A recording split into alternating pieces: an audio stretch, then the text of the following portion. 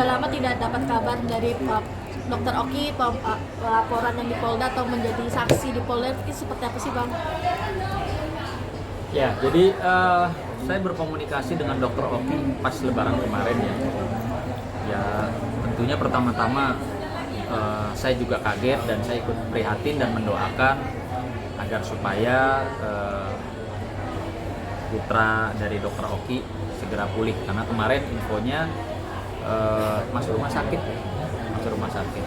Terakhir dia kasih kabar ke saya, Abang, maaf ya, saya lagi di IGD rumah sakit, soalnya anak dibawa ke IGD diare sama panas. Nah, saya juga makanya ikut prihatin dan saya melihat dari statusnya Dokter Oki juga di Instagram, dia kepengen segera lah menyudahi semua ribut-ribut kegaduhan soal skincare. Dia sampaikan juga bahwa sekarang kan netizen sudah pintar ya, masyarakat sudah pintar. Artinya ya udah, kalau memang nggak mau beli produk yang mungkin diduga ada bahan-bahan tidak baiknya, ya nggak usah beli. Jadi Dokter Oki kepingin dalam suasana Lebaran ini ya sama-sama bisa tabayun lah. Seperti saya bilang dari awal, Dokter Oki ini memang orangnya baik. Saya kenal 4-5 tahun lalu, memang posisinya orangnya baik. Makanya saya sangat keberatan kalau pihak pengacaranya si DRG itu menyatakan Dokter Oki ini adalah sindikat. Karena saya tahu karakternya Dokter Oki itu orang baik. Dia nggak seneng ribut, dia seneng kalau ya seperti saya, kalau memang ada kedua belah pihak yang dia kenal atau kawan baiknya dia pasti akan bagaimana caranya untuk menyambungkan silaturahmi gitu loh. Jangan sampai ada miskomunikasi, jangan sampai ada kegaduhan, keributan, apalagi persoalan hukum gitu. Coba teman-teman lihat deh statusnya Instagram story-nya Dokter Oki. Di situ dia sampaikan, ya, ayolah kita selesaikan ini kegaduhan skincare dengan baik, karena sudah sudah menjadi polemik yang tidak baik gitu loh.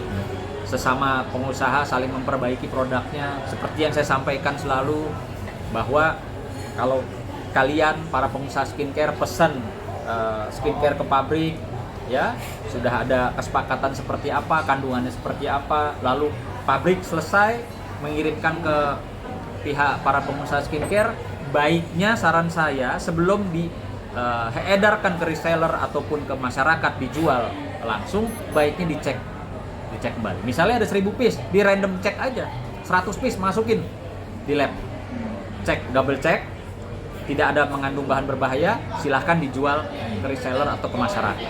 Tapi kalau ditemukan adanya dugaan bahan-bahan yang tidak baik untuk digunakan oleh masyarakat, ya bisa komplain ke pabrik gitu loh. Jadi harusnya kegaduhan ini tidak akan terjadi kalau para pihak, tentunya dalam hal ini para pengusaha skincare, itu melakukan betul-betul standarisasi, menjaga kualitas produknya dari yang hal-hal merugikan masyarakat gitu.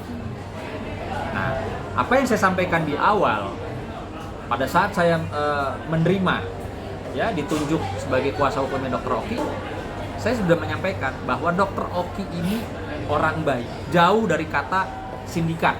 Sehingga ya silahkan dicek nih, per hari ini masih ada tuh. Dia kepingin ini semua dalam suasana Lebaran selesai dengan baik, ya, nggak usah ribut-ribut. Kalaupun ada proses hukum yang berjalan, ya sudah berjalan, nggak usah ribut-ribut lagi gitu. Jadi makanya saya tuh ini juga gitu, kalau pengacaranya DRG tuh ribut, Dokter Oki harus tersangka, dia sindikat. Hati-hati kalau bicara, nanti kalau nggak bisa dibuktikan, dan tidak ada kan putusan hukum selama ini bahwa Dokter Oki itu sindikat dari skincare atau sindikat terkait dengan produk-produk kosmetik, kan nggak ada. Jadi kalau menyampaikan sesuatu itu harusnya ada dasarnya.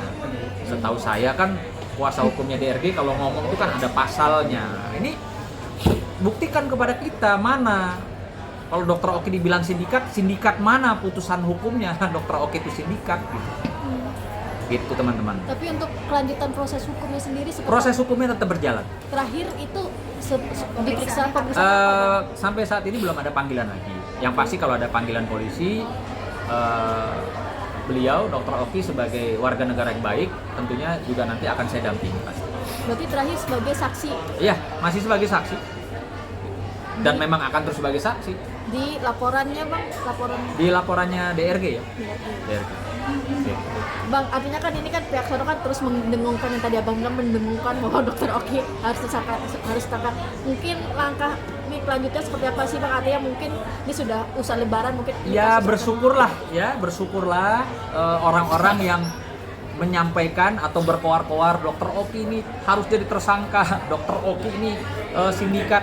Bersyukurlah gitu loh bahwa Dr. Oki lagi-lagi membuktikan hatinya tuh baik. Kan dia bisa saja nyuruh saya, bang laporin bang sikat, bisa loh, kena pasti saya laporin gitu loh. Tapi kan tidak ya, tapi udah dong, stop dong gitu loh. Ingat, orang kan juga ada batas kesabaran gitu ya. Yang pasti apa yang saya sampaikan di awal pada saat saya ditunjuk sebagai kuasa hukumnya Dr. Oki, ini sudah terbukti bahwa Dr. Oki orang baik, tidak senang ribut. Ya, kalau Dr. Oki suruh saya laporin, pasti saya laporin dan itu pasti kena. Karena tidak ada putusan hukum, ya, terkait dengan Dr. Oki dinyatakan sebagai sindikat. Oke? Oke.